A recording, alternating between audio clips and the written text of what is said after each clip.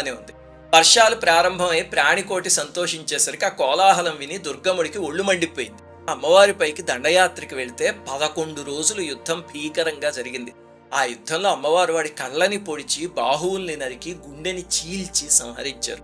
దుర్గముణ్ణి సంహరించిన రూపమే దుర్గాదేవి. మన జీవితాల్లో దుర్గమమైన కష్టాల నుంచి కాపాడే తల్లి. లలితా సహస్రనామంలో దుర్లభ దుర్గమా దుర్గా దుఃఖహంత్రి సుఖప్రద అంటారు ఈ తల్లి గురించే.